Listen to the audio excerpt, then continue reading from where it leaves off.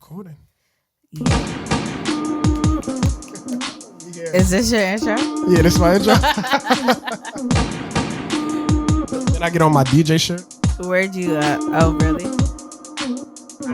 Okay. I was waiting. I was like, I just updated it. I don't know. How y'all doing? How y'all doing, world? Happy holidays, everyone. My name is Tully. This is another installment of the pod with no name. But today we have a special guest, but it's kind of interesting because we have like a pod swap. Yeah. Yeah. Like a pod mashup. Yeah, like a mashup. Yeah. Yes. So, you know, Badia, what? I pronounced it wrong again? My entertainment name Autumn is Autumn. Okay, hey, Autumn, my bad. To be Autumn complete. EP. Word, we definitely gonna slide the IG up. But today I have a fellow photographer here, Autumn. You know what I mean? Give her a round of applause. Whatever. I forgot the sound effect. I know one of these is. Nope, that's not it. There it is. Okay, that's the one I like right there. Right. Okay. Mm-hmm. So yeah, man. But you know, you have your own podcast you're launching. Yes. Congratulations. It's called the Begin Anywhere podcast. Yes. And so tell us, let's talk about what that's going to be about. So it's about mental, emotional, and basically a creative check-in for artists and entrepreneurs and business like-minded people. How we're dealing with COVID, how we're doing with our journey through our passion, and just to give highlights on some of the ups and the downs that we've all gone through, especially this year, because this year is crazy. It's been wild. And we just want to check on everybody, you know what I'm saying? Make sure our fellow business owners and entrepreneurs are doing okay. And, you know, it's the way to be positive and productive. Right. Honestly. It's definitely tough because with everything that's going on, like the first thing that I thought about was what's going to happen when people run out of money? Yeah. You know what I mean? Like the violence that has sprung because of all of this. You know what I mean? Yeah, and I think it's weird that was one of the questions that I asked myself, and then we moved into like rioting and protesting. So it was just like all of this together can be like the start of an apocalypse, like that's real soon. Like everyone that's watching Walking Dead, I hate that show. I love that show. It started getting crazy. It's so unrealistic. Okay, I haven't seen the latest episode. Didn't make it past the second episode, season 1. Oh nah, you gotta watch more. It's so unrealistic. It's like and then they're like 8 seasons, and then they got like a whole new like before the Walking Dead. Like I don't know. Oh yeah, like, Fear of the Walking Dead. Yeah, exactly. That's a fact. So it's just like unrealistic, but. With all the protesting that was going on, because I think all of that is stopped and all the rioting and everything, it's just like, okay, people are worried about toilet paper, rights, and discrimination all at one time. Right. And then we're supposed to be home. Right. And then you stay at home and then you're confined in your space. And if you, like I'm from Brooklyn, so, you know what I mean, just imagine just living in an apartment in Brooklyn. Yeah. Like or an apartment anywhere, if you don't like the space of it or the size of it. Yeah. Now you have to be locked there for that long. That could be very, I don't even know, like I don't want to say depressing, but it's depressing. I would say it was depressing. Not necessarily for me because I'm with my parents. It's a pretty big house, but people that I know, like just being home, and then people who I know who don't get along with their parents or their siblings having to be locked in, or who eat differently than other people in the house, and it's just like I would say this year has either really reconnected people with their families or totally separated them. Right. And it's like, it's hard because you want to support them, but you're also dealing with your own mental stuff. So this was also a year to like, this is a self-healing year for myself. I'm sorry I can't deal with you and yours right now. Right, I'm not the friend to lean on or throw all your trash on. So. Yeah, I actually have a friend that was going through that due to COVID and just like life, school, all this different stuff. She was unable to like be around her friends, and then she had some friends that was mad at her, and they actually stopped talking to her, which I thought was pretty fucked up. That's crazy. Yeah, it's like you just don't understand where she's coming from. Like she's a human too. We're all dealing with the impact of the pandemic in our own ways. So I personally said that those people don't sound like they're your friends. They weren't your friends. They came to you for free advice. Mm-hmm. They just needed, it's like you take the trash out once a week. You know what I'm saying? You know faithfully that once you take the trash out, it's gone. You have to do it again. You just pack some more stuff for next week. So it's like she was almost like the trash person that just they just dumped everything. Like why wouldn't you let somebody deal with their own stuff? Right. If you're actually friends, like you can't call someone a friend and be like that. But just to play devil's advocate, the pandemic have people behaving different. You know what I mean? So yeah. But yeah, it is a mental battle this year, an emotional battle. Yeah, but yeah. So what's on the agenda? So usually, like I'm like interviewing a person, but you got like a list of questions. And all that, you know what I mean? So well, we can interview each other, right? I guess I'll take the first half. Okay. So. With that being said, so yeah, I do have a list of questions. This is officially like the first episode recording of the podcast. So clap again. Woo, starting off straight. So basically, what I want to know in your journey of being a photographer, and you do videography as well. Well, that's more of a hobby. Yeah, because that's like most of your video stuff is like promo for myself. Yes, I let me tell you something. Top secret. I have no idea how to work Photoshop. Really? Oh yeah, you did say. Well, I'm not gonna put that out there. I know how to do like 3 things, and even those things take forever for me to do. So just your journey, like how did you get started? Like, do you remember the day you first picked up the camera, or you decided that you wanted to pick up the camera? But it actually goes before that. So in school, I'm a Sigma. I'm a member of Phi Beta Sigma Fraternity Incorporated. You know what I mean? Blue Phi, to all my bros. Oh my God. But so I was like, we doing stuff for the chapter, stuff like that. And then we had a brother that did flyers, but for some reason he couldn't make a flyer or something. Right. So then I went in and just tried to make a flyer. Yeah. And I was like, all right, let me try to do this. Yeah. And I thought that the flyer was like better than his shit. I thought it was dope. Yeah. So I was like, all right, I'm gonna keep this going. And then it became, all right, we're promoting for the frat. And then it was like, yo, it'd be cool if we do these little like videos. Yeah. And then so I started getting into like video stuff. So I remember working on like Photoshop CS5 to make to make my flyers and stuff like that. That's kind of showed his age. Yeah, so. But yeah, so it started with that, and then it was just promotion stuff, doing funny stuff here and there. Yeah. Eventually, graduate college, go into the real world, and then I picked up the camera because, and this was in 2017. So I wanted to. Are you serious? 2017? 2017. Yeah, 2017. Maybe I should never said that. Oh my God. Because he was like, why you charge what you charge if you're only 3 years older than this shit? It doesn't matter how old you are, but like the professionalism in your work to only be doing it for 3 years is like almost astonishing. And like, okay, go ahead. I'll praise you later because that's so dope. Thank you. So, just picked it up and I was like, all right, I'm gonna use it as a tool to travel more because a lot of my buddies, they travel. Like my bros, they be everywhere. And I just wasn't really traveling. So I was like, all right, if I buy a camera, I'll travel more. Right. I went down to Florida, Wynwood, the Arts District area. Yeah, I went down there for Rolling Loud, but I brought the camera with me. And I walked, it was this camera that we're recording on right now. Ooh. Right. Shout out to my Nikon.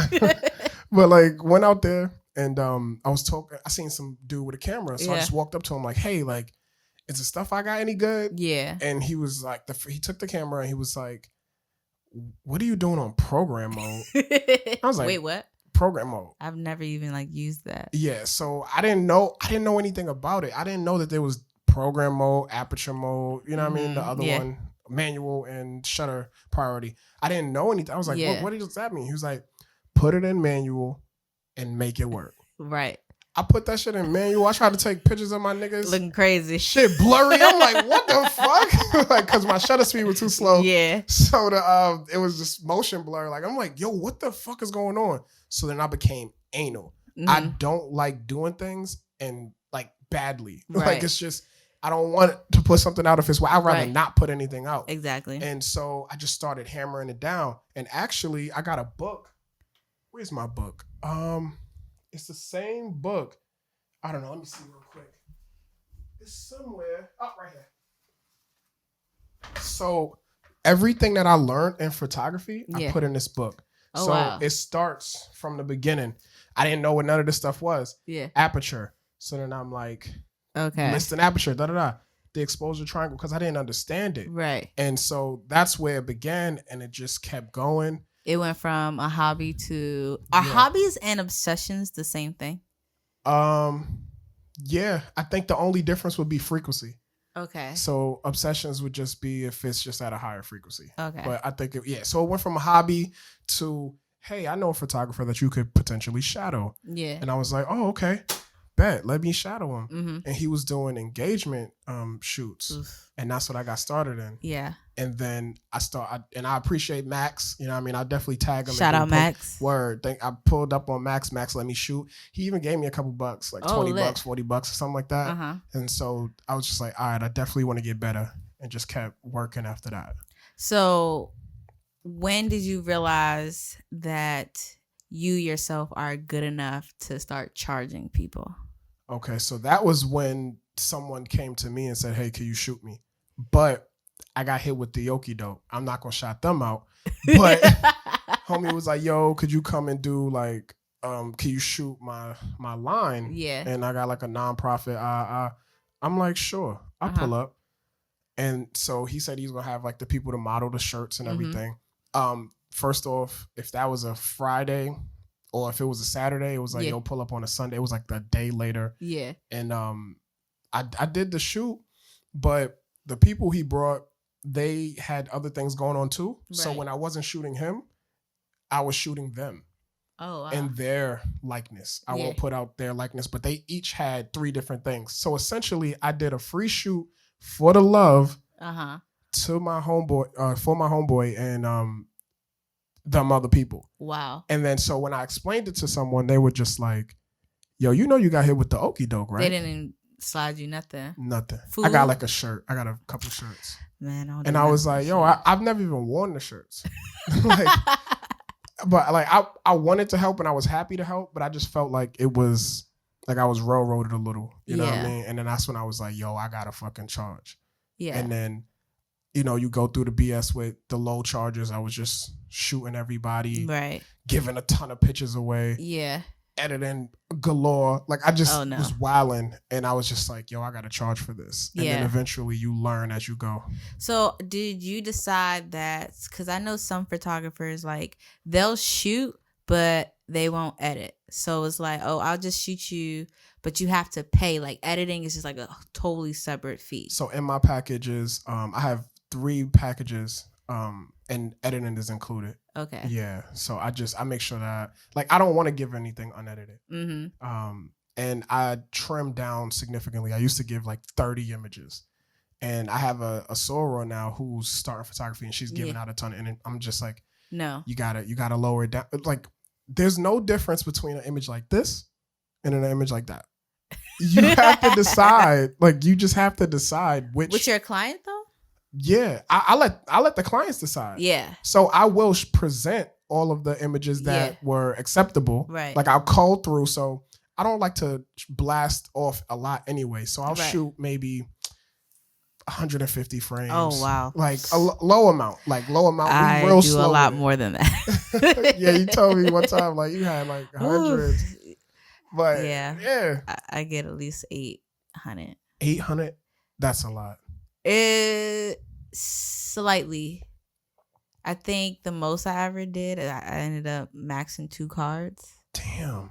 Had to get the shot. Card. But that usually happens to me when the model doesn't know what she's doing. And I'm just trying my hardest to just capture something, like just keep moving and I'll just capture it, because you're not giving me anything, so I haven't got my shot. But that's usually either with a client who just looking for like a birthday or something and they don't know what to do either, or a model that just like, I booked you. I don't know why I booked you. So what's your calling process? Like, how do you narrow down from 800 photos? Like, that's like a wedding for me. Yeah, I think that's one of my favorite parts, is going through the photos and picking out like the ones I like the most. And then it's like 3 processes, you know, upload everything, look at everything before I even decide which ones I like.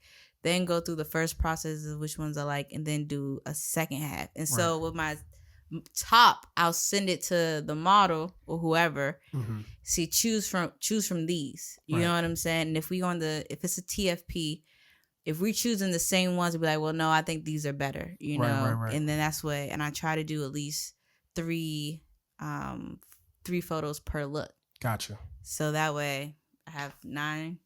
Yeah. That ain't nothing. Same. I go 8 is 7 is my lowest one now. 7, 8. You know what I mean? If it's for the website, I'm doing 4 per look, because on my website I have it like each one is like 4 pictures. You know what I'm saying? Right. Yeah. And then like I'll tell like a model or someone, if I ever revisit and edit more, I'll send it to you. But for now, like this is what we're going with, you know. Have you had the issue of someone saying, I want the raws? Yeah, one time, and I said I don't deliver raws. I literally just had that issue this week. Actually. And it's insulting. Yeah, and I was like, I don't care if I booked you for free or not. I'm not giving you the raws. You can have the JPEG. Yeah, no, you're getting the JPEG. You're not getting I've never given it. Only time I've given raws is when they paid for the raws. Okay. I've never even considered it. Yeah. like y'all pay for the raws? Fine. Here, this you go. I was contracted in to do this. This is not even under my name, under my company. This is for someone else. You can have all the raws. But outside of that, no. Okay. So how did you get started, and how long have you been shooting? Oh, my photography journey started off kind of sad. Oh my God. Okay. Lord Jesus. Without the full backstory, let's just say I went for a walk one day to like clear my mind, and I had like this green, almost like a camera, like the one you got sitting right there. Yeah. It was a green one, and something was like, just take it with you. And I just walked to the park, and I was just taking pictures. It was around this time of year, or maybe like October, which is how we got autumn. Now it clicks. And I went to the park. I hung out there. I took some pictures, you know what I'm saying? Just calmed down because I was like super mad and upset. And then 2, 3, maybe a whole month or something later, I just uploaded the photos and they looked good. Yeah. And that was 2012. Okay. And so, no, that was 2011. So June 2012, I bought my first camera. Gotcha. Because I went back to school and I realized like going for a while. I went to Frostburg State, by the way. Shout out to Frostburg.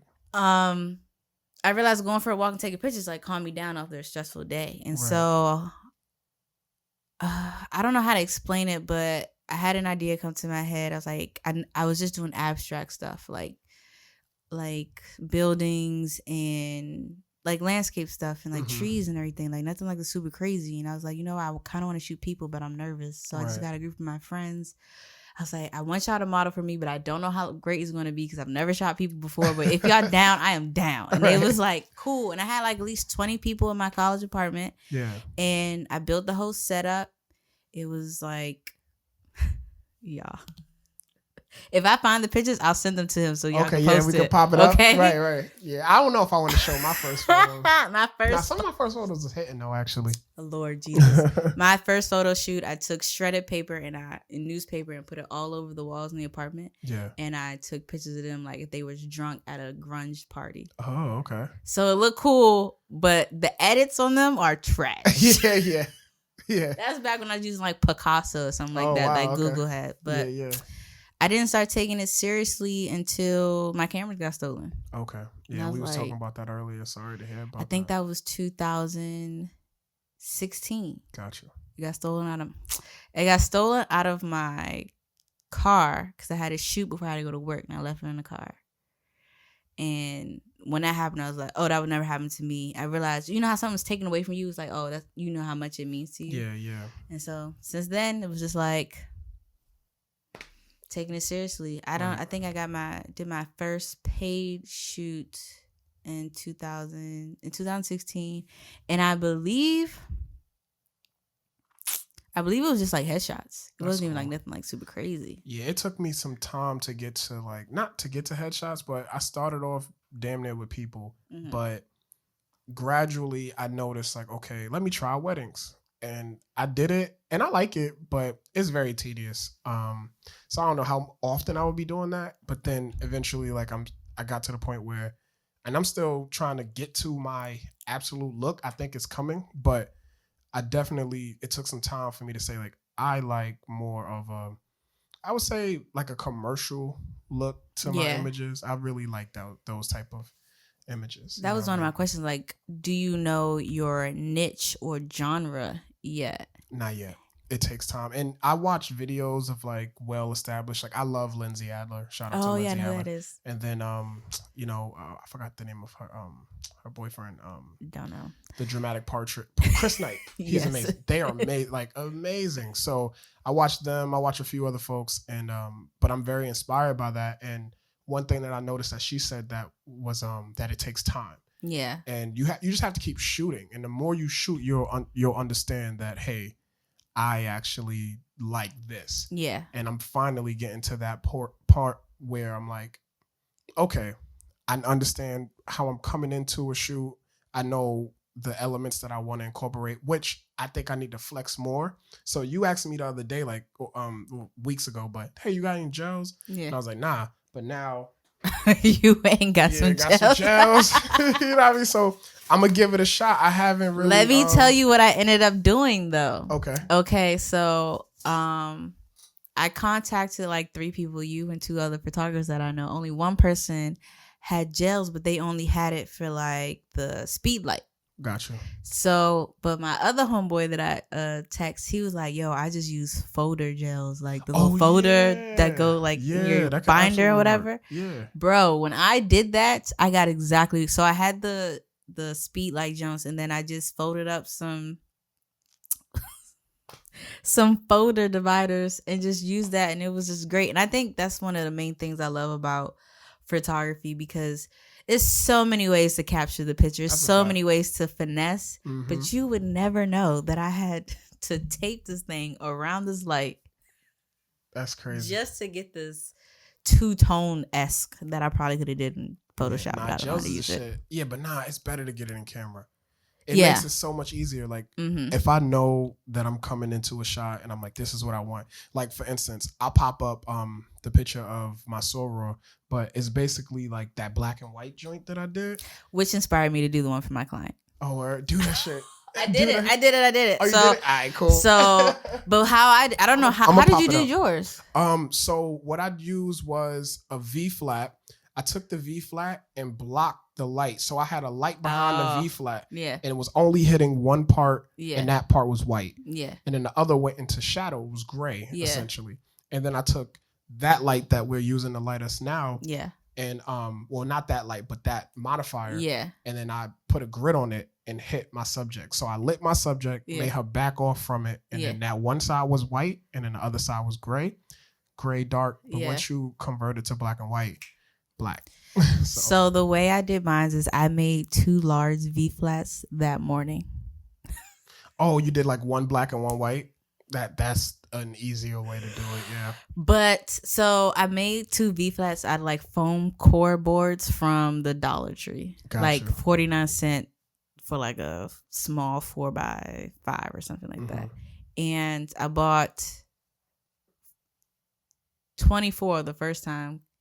And once I put it together, I was like, oh man, I only made 1. So I had to go back to the store and make a whole nother one. Because she wanted to do like this black and white Marilyn Monroe type of thing. Yeah. So in one of the pictures that she showed me, it kind of looked like what you did. I was like, oh, I can just put this joint together. Right. Shout out to him. Yeah. And so that was basically it. So my next question would be like, during COVID, has your company, are you LLC like? Okay, so has your company taken a hit at all? Yeah, but I don't view it as a hit. Like, yes, I had less shoots. I think I probably shot in total 2 in June, just did 2 last week, got another one coming up, and maybe like a few here and there. It took a hit, but I realized before COVID that I didn't want to just shoot anything. Right. You know what I mean? So the pandemic, it was almost like a blessing in disguise because I was able to reel it back. And it wasn't a blessing, actually. I'm sorry about that. But it was a blessing in disguise. Low key. Yeah. For some of us. Right. So like the Lord gave us what we've been asking for. Right. Like you got to slow down and then like you just don't take, because sometimes you get caught up in just taking anything. And I don't want to be that guy. I don't care if I shot one time a month, which is too low, but you know, I want to be able to like express the images and in a beautiful way. I want people to be able to look at my images and feel something. Yeah. And I don't know if I can get there by shooting everything and everybody. Yeah. So, but it definitely slowed down, but I don't mind it at all. I think one of the toughest things for me because of COVID is I've been looking for studio space. Right. And I was kind of at that point money-wise to be able to do it. But getting furloughed and waiting on unemployment and still having bills and trying to tell them like, yo, I can't pay this right now. Yeah, you gotta. You know, and the space in my house that I shoot in is out. It's a sunroom. So whatever it feels like outside, we're feeling that inside. So that helped me get to the more commercial side of things, like more headshots, because I'm more of like an editorial and high end type of person. Like I love creating. I want to get to high end. I love creating the whole set. Like I want to build it all the way up, and then the props and everything. Right. But I'm not able to do that in the house, and in that type of environment. So it kind of helped push me into more commercial stuff, more headshots, more product photography, more food photography, and things of that nature. So just being able to really add that to the resume helped. Definitely. And to be able to really start saying no to clients. Because before it's just like, all right, I'm doing it for fun. It doesn't matter. Like, I'll take it. But it's like, no, now you have to really like think about what do you want to produce? What do you really want to be seen? And what do you really want your name on? That's a fact. You know what I'm saying? Yeah. That's why when people ask me to see all of the photos, even the ones that are bad, I'm like, I'm not about to send that because that looks crazy. I think Chris Knight said this. The only thing that's the difference between a good and bad photographer is that the good photographer doesn't show the bad photos. Right. And I was like, facts. That's why I'm going to call through, get the ones where if I miss focus, now they got the mirrorless cameras. I'm not there yet, but I can't wait to get one of those. And I don't know which one I want, to be honest with you. I know. And that's another, like, I'm also at a crossroads. We got like a minute or so before the next 2 minutes before the next break, but I'm at like a crossroads from potentially switching from Nikon to Canon because of the lack of autofocus. Jesus. I don't know if I'm gonna do it though. I'm Nikon'd out. But not Canon though. Why not like I don't want a Sony. I don't want Sony. I personally don't want Sony either, but I do want the A7 something.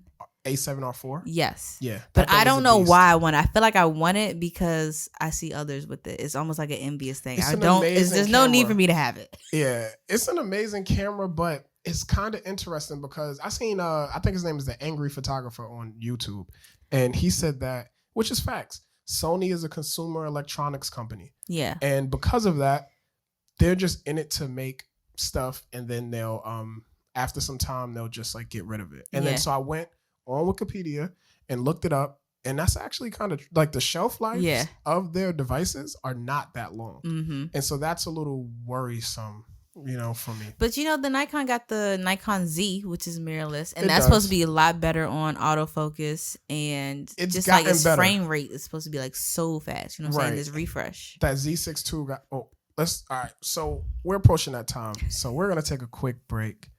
We'll be back. Right. The Pod with No Name and the Be Aware. Right? That's right. Begin Anywhere. We'll get it together. God damn it. I'm sorry. All right. We'll be right back.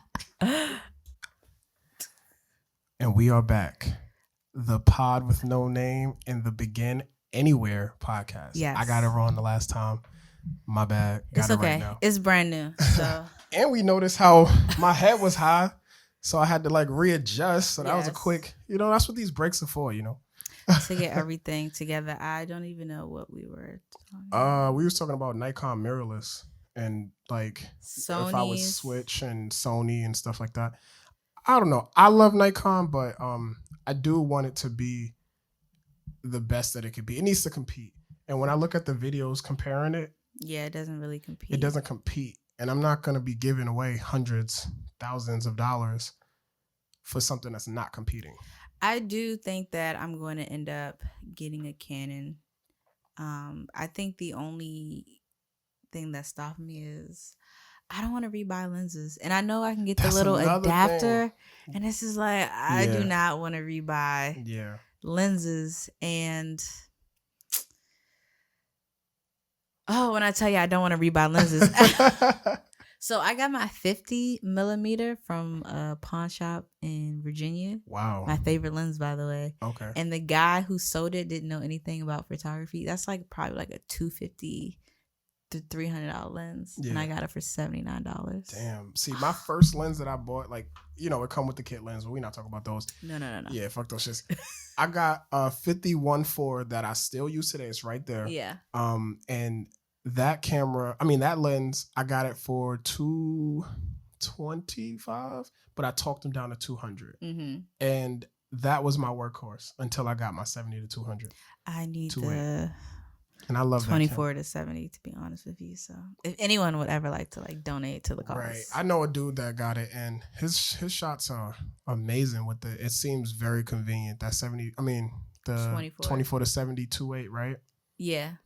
That's a really good, and that's another thing too. Like the new lens, even if you get the Z thing, you could do the adapter like you said, but ultimately I'm gonna have to buy new lenses. Yeah, and then the Nikon Z doesn't even have that many lenses out. Right. To begin with. They just dropped the 70 to 200 2.8, so they have that. They have a 51.8.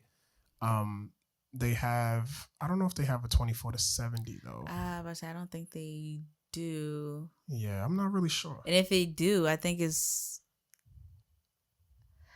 probably not even worth it.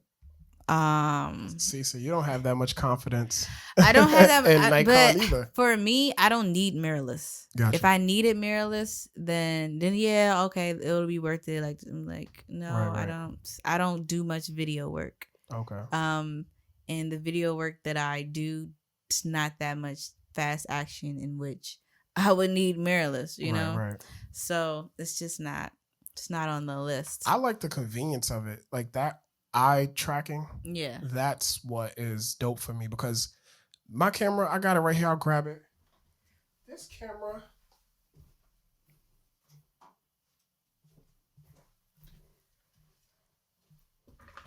This joint heavy. Like it's so heavy. Excuse me. Yeah, that's crazy. And so when I'm holding it, like I got good, you know, I got a little bit. And the Canon's lenses are smaller and lighter. Yo, this shit, I'm really holding it. And when I'm shooting, I know my clients be like, yo, he looks like a weirdo behind that camera. Because I be sweating. I be so hot trying to hold this thing. Like, I'm hip. Yeah, it's crazy that want, you know, so. And then you want to show your client something and they're scared to like even like touch the joint. Right. I'm like, it's okay. It's going to be all right. Right. So, but yeah, I don't know. I think the guy who sold me this lens, he didn't really know either. Because when I looked it up online, it was 3 something. Yeah. But I was like, yo, I'll take it, man. And this is a 1.4. I've been using this since I started. And these are my 2 main go-tos. I have a few others. I have a manual lens because I wanted to be a purist. Stop that with the quickness. No. Zoom lenses, please. Right. So, Zoom lenses. But yeah, and then another reason why I was thinking like, oh, should I switch, or the next camera, whatever I get has to really be the one, is because eventually I want to upgrade my lighting. So like I have some Orlit lights, and they're great. They work. They get the job done. But I feel like if I'm going to be presenting professionalism and quality, that I want workhorses. So I'm looking into like pro photo. You know what I mean? And So I have 2 80-400s and I have an 80-200 Pro. All of mine are pros. Yeah, with the Godox.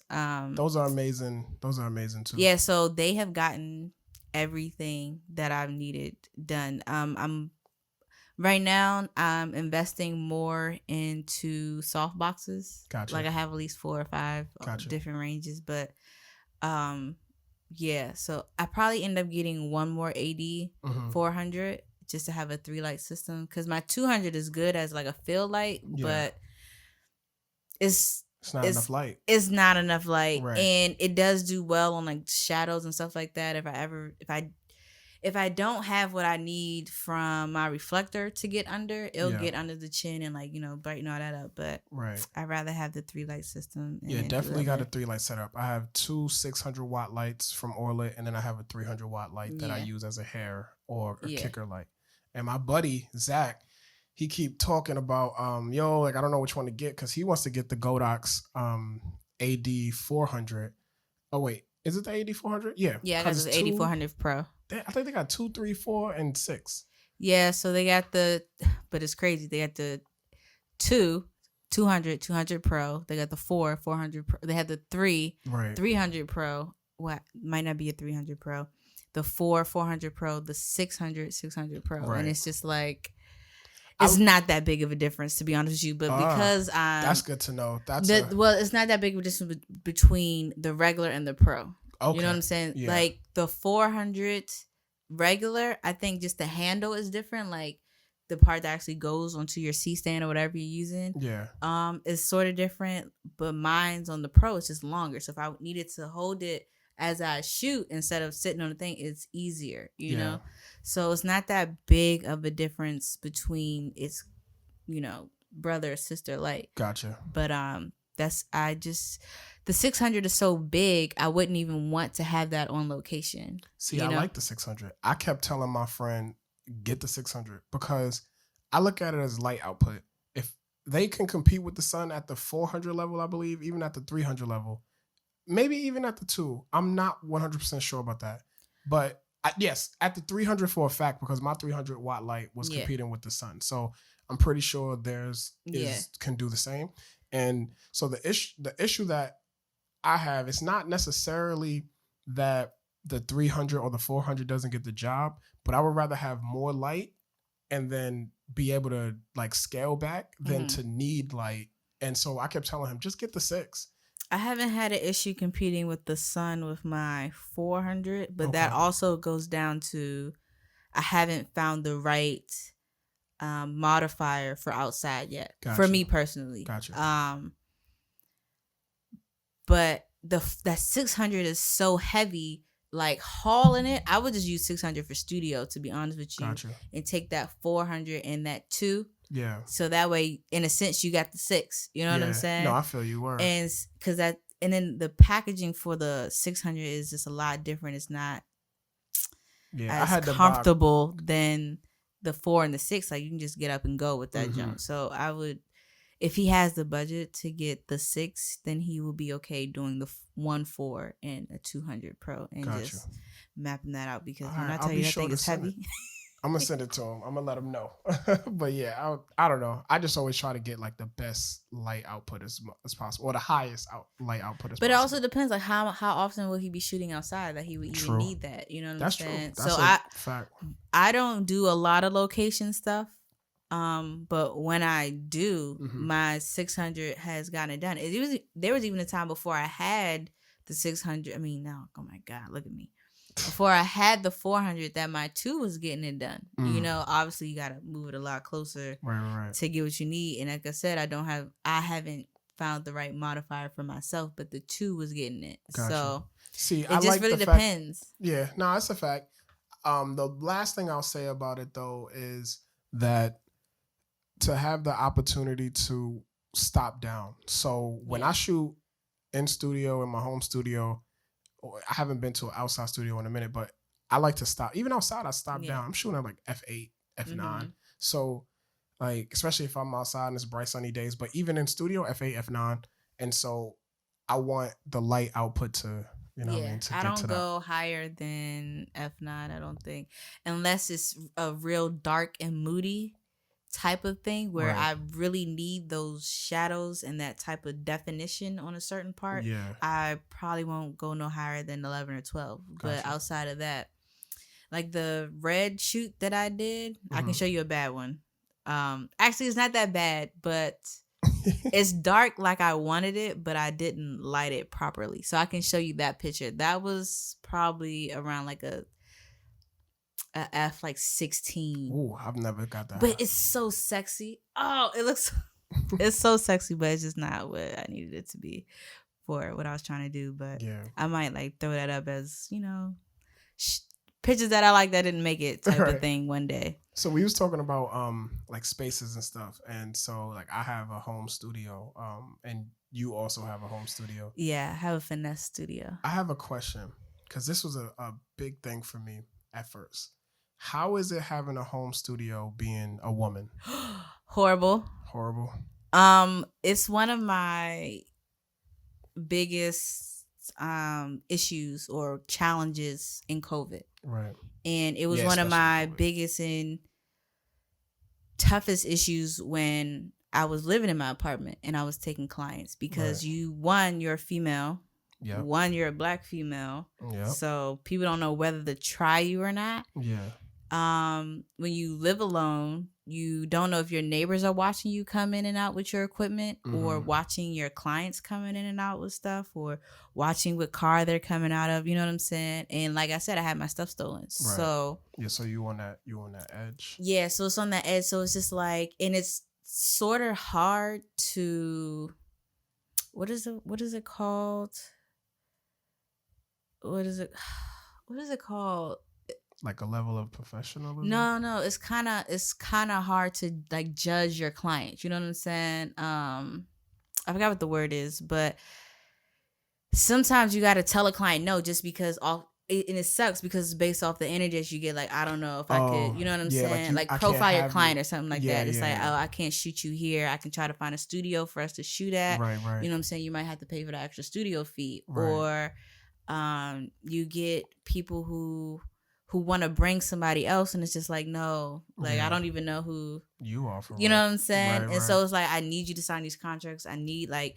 I would have to talk on the phone for like more than one time before just to kind of get a feel like who's about to come into my space. Right. And now shooting at home at my parents' house is like, I don't want everyone to know where I live. I don't want everyone to know where my parents live. I don't want to put my parents at risk, their cars at risk. So shooting out the house as a female is tough. Yeah.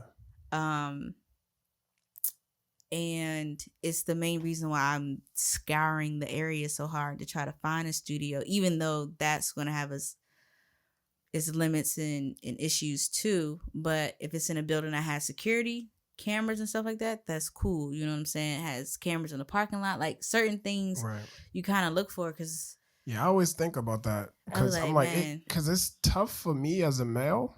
And I'm like, it has to be tougher for women. And for me, I was always nervous because, you know, you hear those stories about, you know, like the creep niggas. And so as a male, like shooting out of my house, I'm like, yo, like, I don't want you to think of, yeah, like I'm not trying to, I don't want you to think I'm trying to like, you know what I mean, get at you or whatever the case would be. So that's where it'd be difficult for me. But then someone also pointed out, what if niggas just want to rob you? I've had a person who I was going to do a TFP for, and I was just like so excited. She was like this like really like dark girl with like really short hair, and like her look was dope, big, full, voluptuous lips. Like she was dope, like real model, like looking chick. And so someone told me like, yo, like you could potentially get lined up. This was before I even had a home studio, right? But they were saying like, you know, where you're at, like they could potentially pull up and it could be awkward or something like that. So this was supposed to be a TFP, and I was just like, hey, you should I need you to sign this contract and then give me $50, but then I'll reimburse you once you get here. Yeah. Just as a way, because this was when I had like people dropping on me. Doing. I had people like dropping on me or being like last minute. Yeah. So I was like, yo, I got to make a contract one and then maybe like put some monetary value to hold them. Yeah. So she was like, okay. And that was it. Then I didn't hear from her. And then it was like, oh, I'm also bringing someone. I was like, okay, that's fine. But who is he or she? Does it matter? Yes. Kinda. Like, I just would like to know, you know what I mean? Because I don't want to put my friend space that I was using in jeopardy. Yeah. And so we ended up never doing it. And I'm happy for that because it just seemed very sketch. So at this point, it's like I don't send out the address to the location because, like I said, I probably can just get a studio or something for that day. I don't send out the address until maybe a day or two before. You know what I'm saying?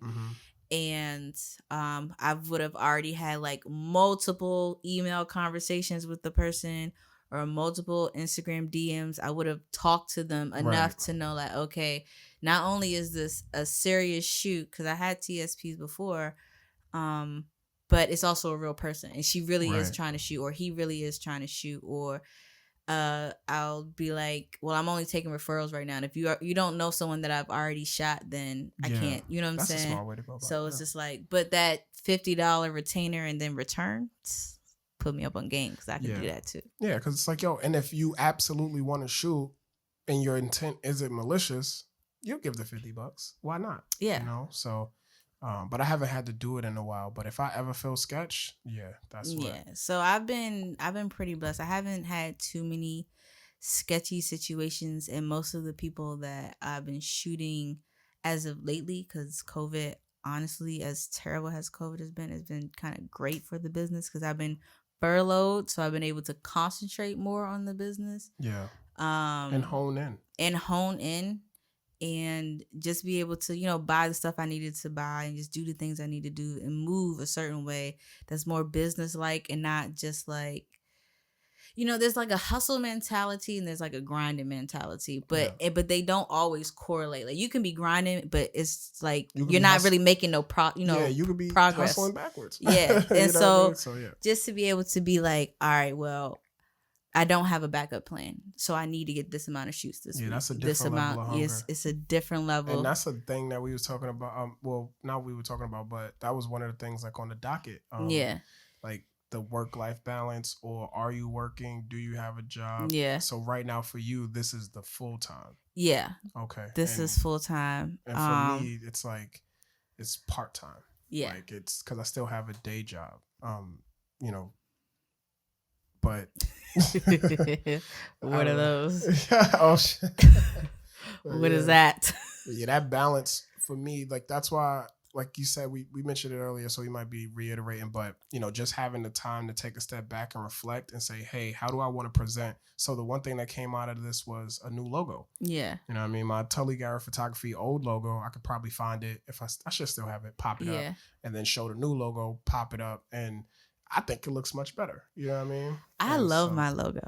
My old logo. The eye is fire. The eye is fire. And the girl who did it for me is Jasmine McClain or something like that, or McGull something. I don't know. If you could find her stuff, we could plug them. I'll plug her, but like she did it for like $50. Oh, that's what's and up. She gave me like 4 different versions of them, and I was just like, I put up 5 fingers, but like she gave me 4 different versions.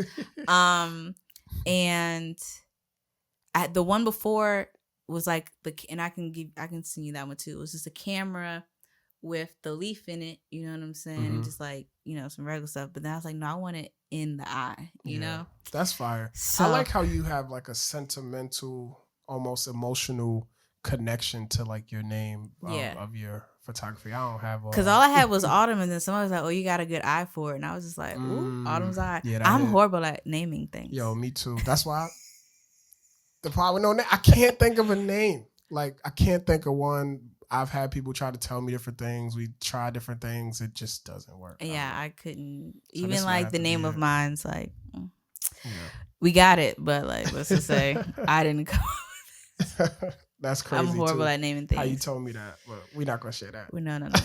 No. What was I about to ask you? We got a few questions. Oh, yeah. Biggest setback you had in your career? I had a crazy setback. I shot this one person for free. It was like a trade for print, and then my hard drive crashed. And that was before I was backing my stuff up in multiple places. And then so she wanted her photos, even though it was all free and I didn't have to do anything, but she wanted her photos and I only had a few. And then like the chip, what I used to do was use one chip. Now you can see it's a bunch of chips over there. Like, but I would like get the chip, upload it, and then delete it to make space on the one chip. I bought hustling backwards. Quote of the day: a poor man pays twice. That's the rule that I live by. I love that shit because this shit happened to me. I seen a 1 terabyte hard drive for $30. I was like, off Craigslist. I bought the shit, and then I literally was like, this is going to be my photography hard drive. I moved all of my stuff over at the time. Oh, wow. Now, the only thing that was good was that it was early. Yeah. So if I lose my photos now, I'm bugging the fuck out. Yeah. But at the time, I was like, I'm tripping because I really like those photos of the girl. Yeah. But everything else, all the clients got their photos. So they good. They'll be fine. If they ever came back to me, I'd be like, I'm sorry, but you got your photo. So I did my job. Right.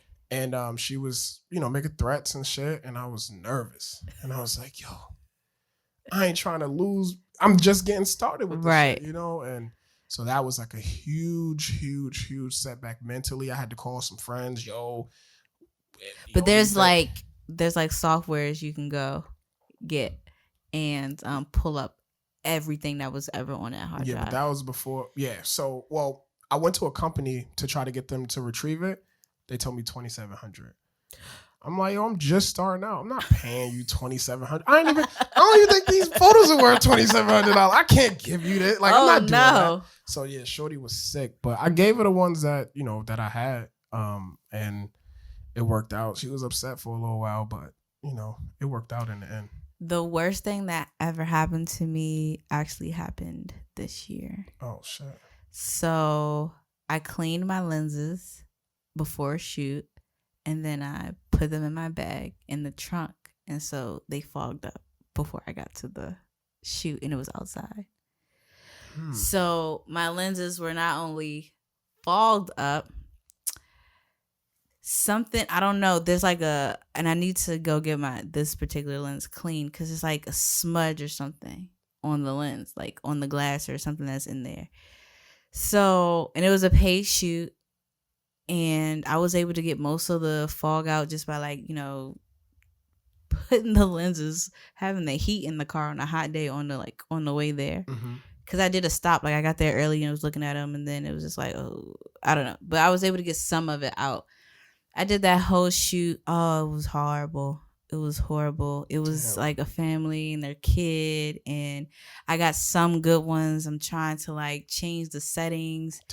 And so I sent them the best of the best, and they was like, well, some of these pictures are blurry. Oh, damn. I was like, yeah, still send me the ones you want. I can fix them. Right. Damn. She still hasn't sent me the ones that she wants. So that was like a month and some change ago. Goodness. And then I had to shoot 4 or 5 hours later. And it was fine.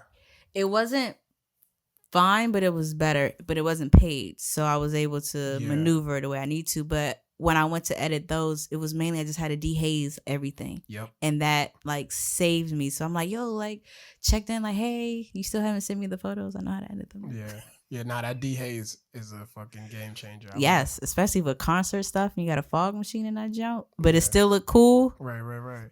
So all right, so processes. You said you don't really use Photoshop. So I guess I could the way I would word it is what is your editing? Well, actually, do you even want to talk about that? So that's fine. Because I'm a great photographer. I got the picture. Right, you know what I'm saying? I got everything together where it needs to be. My brain, I am a creator. Right. I am not detail oriented enough to sit there and to edit. Gotcha. So I have one of the best retouchers that I've ever found in my life. But she's weird because she won't edit the photo. She'll just retouch, and then I have to do all the toning and stuff. Gotcha. Toning and stuff I can do because that's still creative, right. But that tedious, cleaning all of this and my quick minute videos. No, don't be a minute. It doesn't. Hour, 2, and then you'll have a image. client hey, when is the pictures going to be done, or what's your return? You know what I'm saying? Yeah, how I'm like, give me a week and a half, knowing that the retoucher that I use usually gets it done 4 or 5 days. Wow. So that's most efficient. of the time, it takes me more time to go through the pictures to pick the ones I need. I'll tell them it goes based off how long you tell me which photos you want. Right. The longest is probably uploading because I use Google Drive, so everything is there. Client, if they ever want to go back to the pictures, that folder is still there. Okay. So, but no, I'm not a. I don't use Google Drive anymore. I use Pixie Set, and I'm switching from pixie set to either shoot proof or something else. But basically, pick art or something like that. Basically, it's like you could upload the photos. They can click the heart and say, "Hey, I like these," and then it'll tell you by file name, and then you can take those, edit those, get rid of those, and then send them the ones that they want all in one place. And Shootproof has like a damn, this is like free pub. Actually, I'm about to say are you being sponsored for this? I am not sponsored. I need Lord a sponsor. Jesus. Yeah, fuck that. I use some other shit. But no, I do want to use something different. I haven't had any issues with Google Drive, and I've learned how to get it to the point where a client's like, "Oh, I'm requesting access." Like, should never have to do that. Right. But for my basic stuff, like I have two. I have like I have a basic edit fee, and then I have a retouch fee. You know what I'm saying? Or high end fee. Okay. And so anything that's basic, where I don't have to like go and do all that crazy, I just need to clean it up. I can do all that stuff. One of the 3 things I know how to do on Photoshop, and then and then do whatever I need on Lightroom. But a huge part of me is ready to switch to Capture One. I just haven't taken the time to really sit there. I was just saying to really sit there and go through it. But I know somebody that I was talking to somebody about it, and I like Capture One, but yeah, that learning process. That's the thing about photography too. Like, people don't see all of the learning that goes into it. Like, you probably think, oh, you just take a picture. Nah. Yeah, we hitting that break time. But no, like, you have to know how to use your camera, but then you also have to be a business person. So you have to use equipment and all this other stuff that you have to make work. And then you have to understand that you're not just paying for the time that it took to take your photo. You're paying for the time that it took to set up, the time that it took to take down, the time that it took for me to upload these photos to my computer, to edit them if I choose to edit. And you know what I'm saying? Like, there's things that go into it. So when you quote somebody your price and you're like, okay, I don't even at this point ask people what their budgets are anymore. I kind of just be like, well, this is the price for this, and I'm working on a special. If I decide to do a special, I'll let you know. But these are my prices. You know what I'm saying? Let's take another quick break, and then we can come back and talk about like a horror story real quick. If you like, in regards to like prices, if you have any. Yes. Okay. I have a horror story. All right, bet we back. This is so dope. Yeah, man, we back. So yeah, man, we was talking about we said we wanted to talk about the horror stories of pricing. Yeah. Okay, so I don't think my prices are high. I don't even think my prices are high enough, but I do have a 2-hour minimum. I don't care if we don't use the whole 2 hours to shoot whatever we need to shoot, because that time was spent somewhere else. You know what I'm saying? But I did have to lower my prices because of COVID, because I know everyone is taking a financial hit. Right. And it's kind of weird. Like, I've lowered my prices because of COVID, but I probably shot more and made more in the last maybe 6 months than I made. Wow, that's interesting. Since I've been at LLC. Right. Like, see, I didn't lower my prices, and I was thinking like, should I do that? You know what I mean? But I was like, I felt like I was shooting. Well, I felt like I was shooting less anyway, so I was like, it doesn't matter. And if you don't want to shoot with me based off of my price, then maybe you shouldn't be shooting with me anyway.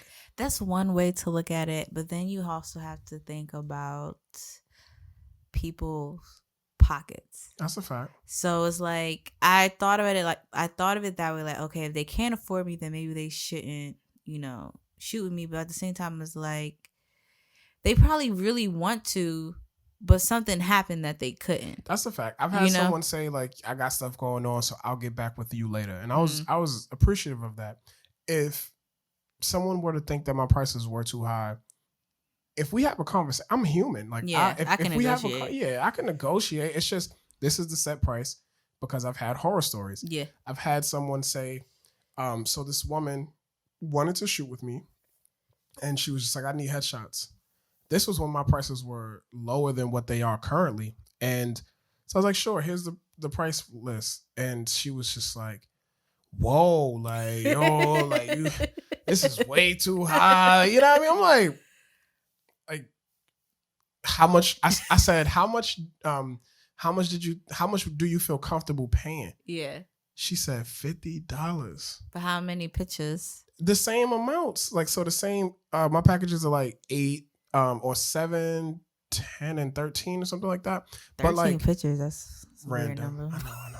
I'm fucking weird. Wow. But 7 is all right, but like, I don't know if 7 is okay. Weird, but regardless. Right, but like, so she said $50. That shit had me tight. I started hitting up friends. Yo, could you believe her? Like, that's so disrespectful. I just couldn't understand like how she felt comfortable like that. And then I've had issues where, but this is very early on, where someone would be like, yo, I'll pay you later type shit.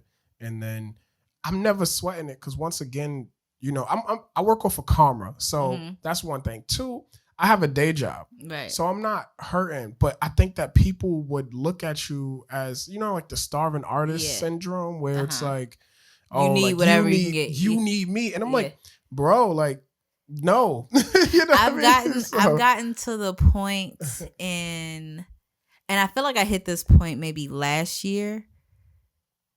Maybe 2018 because it's 2020. Yeah, maybe 2018.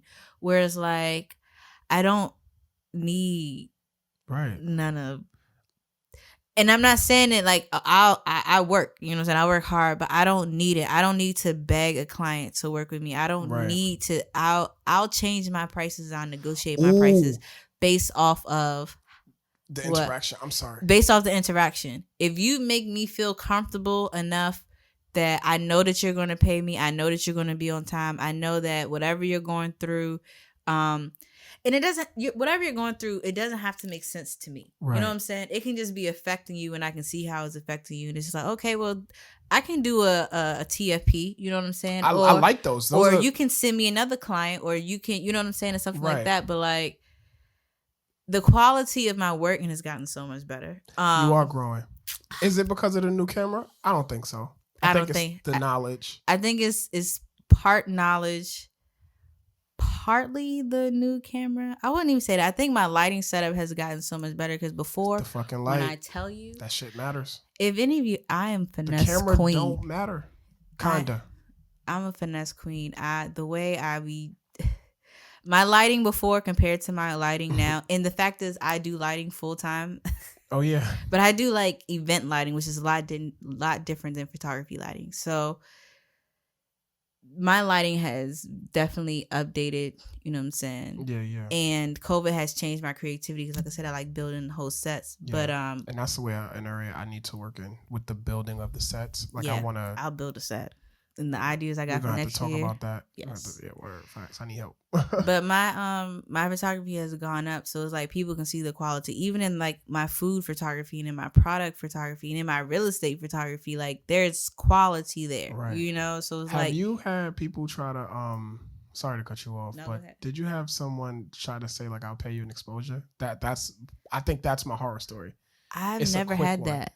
I had a nigga say, yo, this nigga said, yo, could you pull up to my event? This was obviously pre-COVID.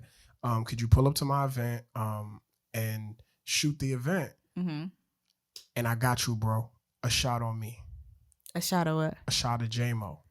This nigga offered me Jameson? A shot of Jameson. I got that in the kitchen. I am not lying. I was like, you think I'm worth a shot of Jameson? Yeah, it's not even like a shot of Jameson is expensive. But I wanted to fight. Like, I felt so disrespected. I was just like, I can't believe. You can't take that personally because they probably know a photographer who was down for something like that. Which is crazy to me. Like, you got to do better, guys. You know what I mean? Yeah. But I haven't had that. Yeah, that shit definitely had me. But I have upset. A lot of people who don't know that Autumn's Eye Photography is a female. They think it's a man. And no shade to why y'all think it's a man. You know, gender, I don't whatever. See why, but I never thought about the gender. But that's because I know you. So I was told I should.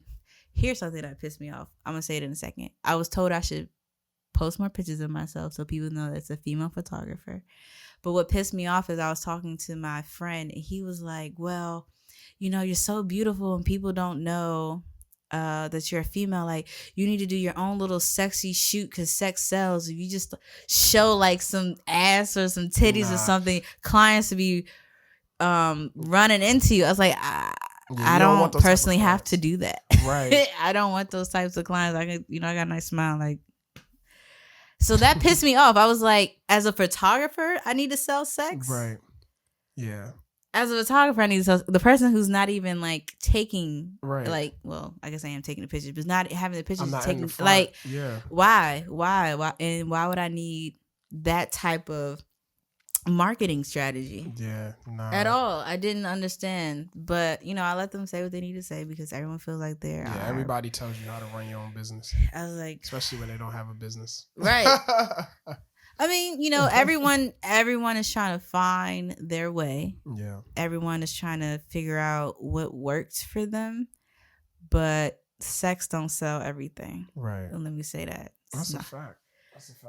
But I just didn't understand, like, they didn't know I was a man. Like, I'll be like, messaging clients back, and they be like, "Yes, sir," or "Hey, man." I'm like, "Yeah, I'm a female photographer." Hey, man.